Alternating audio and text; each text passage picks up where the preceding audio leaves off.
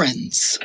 Today I thought I would do some sort of random picks from my record collection. The theme is obscure prog and jazz rock fusion records that you may not know about, but that I think you should know about. It ranges from the kind of sort of obscure to the really quite obscure.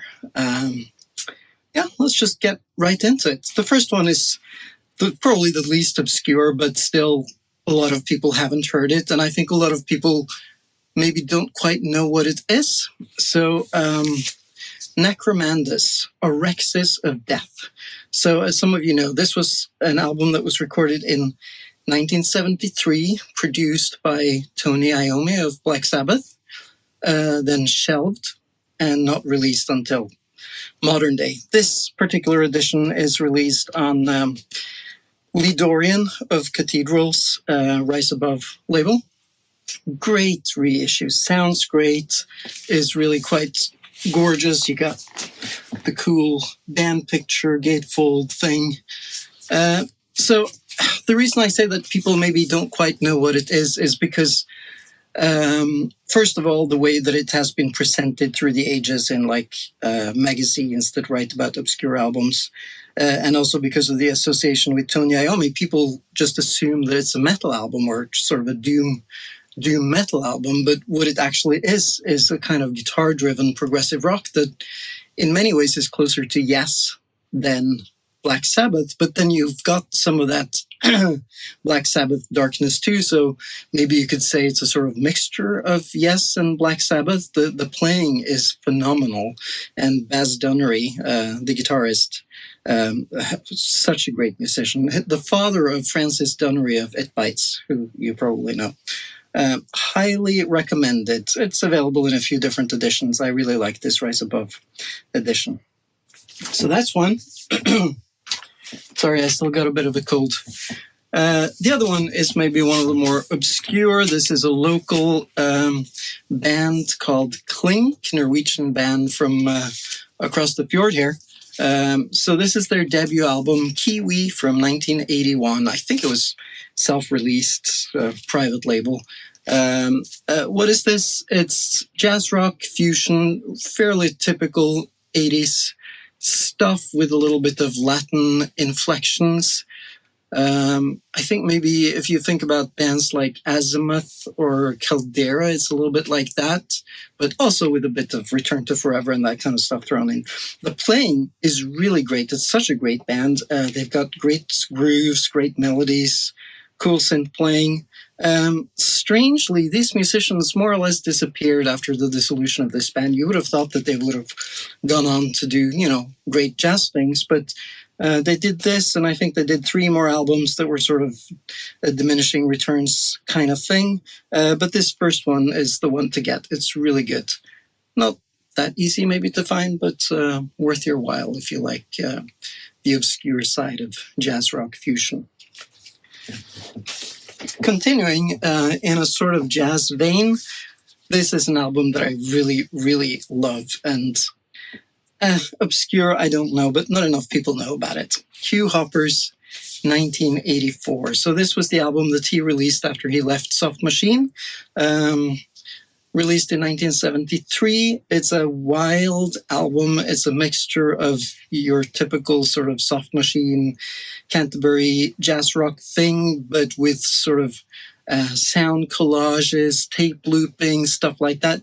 Pretty experimental. And the band that he has here, I mean, some of this is just Hugh Hopper in the studio playing around with tapes and instruments, but on the band tracks, you've got John Marshall on drums, you've got Pi Hastings from Caravan on the guitar, the amazing Lol Coxill on saxophone, Gary Window on saxophone. It's an undescribable, magical album. You put this on and you're just in a trance. Great stuff. Highly recommended. And continuing with a bit of Hugh Hopper, here's one that most people don't know about. Belgian guitarist Patrice Meyer. So back in the early 90s, I was in Canterbury and we hung out with Hugh Hopper. And at the time he was playing with his so-called Franglo-Dutch band. We saw them play at a local pub in Canterbury. And I was really intrigued by the guitarist. He played with his fingers, but he played with like Alan Holsworth, like speed and weird note choices, and he was just so good. So afterwards I struck up a conversation with him and asked him about his style and his influences and blah, blah, blah. Really nice guy. And then he said, Jacob, I actually have one of my solo albums here. And so I bought this off him. Patrice Meyer, Dromadaire Viennois, or whatever you say in French, released in 1986, I believe. It's got Hugh Hopper on bass, Pip Pyle on drums. On some tracks, you've got Patrick Morgan-Taylor on keyboards. Didier Malherbe shows up with his flute and saxophone.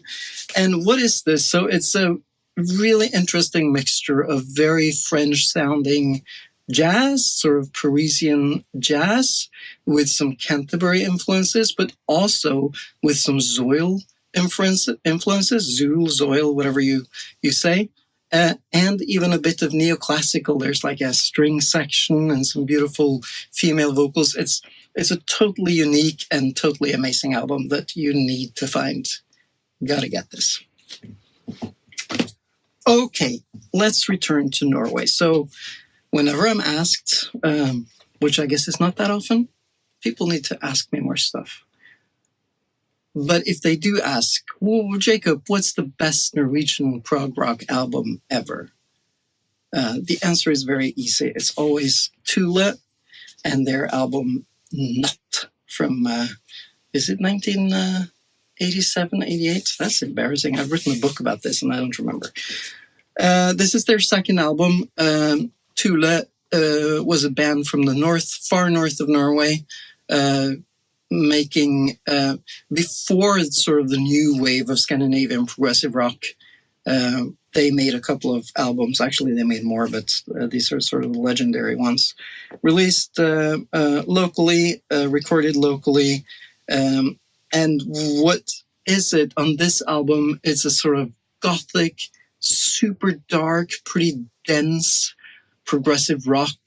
Traces of Rush, but actually very different from Rush.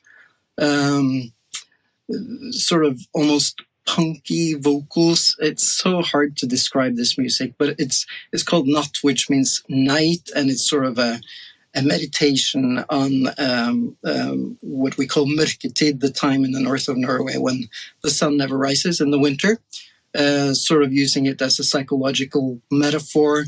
It's freaking dark, it's heavy, it's doomy, it's very progressive, and it's out of this world. And if you haven't heard it, you need to hear it. Just get it somehow. Even more obscure is their debut album, which is called Ultima Thule.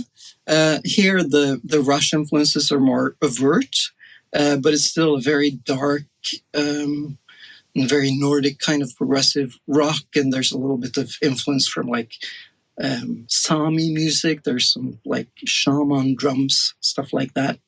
This is like the other one, is a concept album about the first settlers in Norway.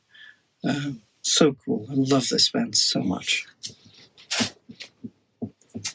And staying in Norway, yet again, this is folk. If you don't know folk were like the Norwegian Fairport Convention. They sort of took the Fairport Convention concept, but instead of mixing rock with British folk music, they mixed rock with Norwegian folk music. Lovely, lovely band, great instrumentalists. Every record of theirs is great. I have a soft spot for this one, which I think is it 1980? Yeah.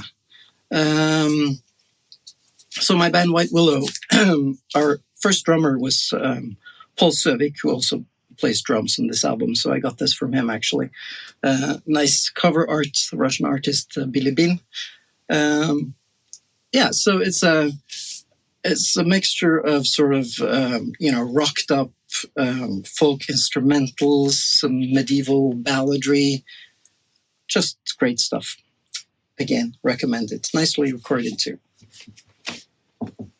Okay, next on the agenda is,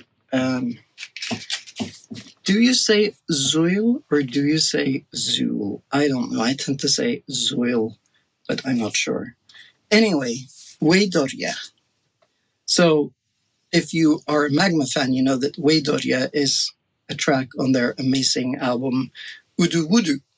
These names are so strange. It's embarrassing to say them.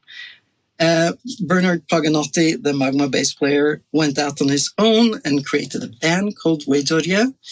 And he's got some great people here. You've got Patrick Gauthier on keys, and also the quite remarkable Jean-Philippe Good, I think his name is, who made a solo album called Drones that you also need to get. I can find that here now.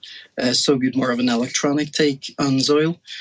Anyway, what is this? So this is very similar to Udu Wudu. So if you like that side of Magma, you're going to love this. But this expands the sound with brass, and it's almost symphonic.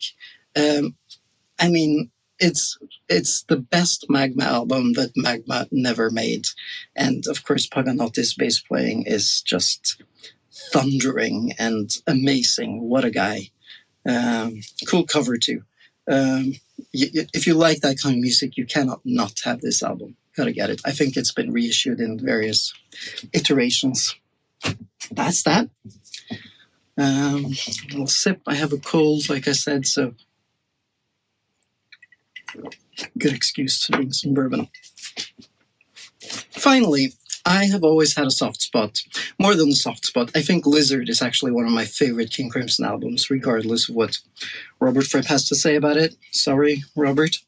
One of the reasons I love Lizard is that I love Gordon Haskell's voice. He released a few albums. One that people don't seem to even know about is this one called Hambledon Hill, which came out in 1990, actually, yeah. Such a lovely collection of songs. His voice is so soothing and beautiful, and his songwriting is so delicate. It's like a little bit of Nick Drake, a little bit of Joni Mitchell influences, but also a little bit of more sort of old school, almost Tin Pan Alley kind of stuff. The title track is very folky and melancholy. Beautifully recorded. His voice sounds magical. And it's just a shame that people don't know about this record. It's so good. If you like King Crimson's Lizard, and you're ready for more of Gordon's voice, but without the progressive trappings, this is a really nice place to start. Yeah, I think that about covers it for now. I'll probably return to this. I got so much weird stuff in my record collection, so there's plenty where that came from. Thank you for listening, and goodbye.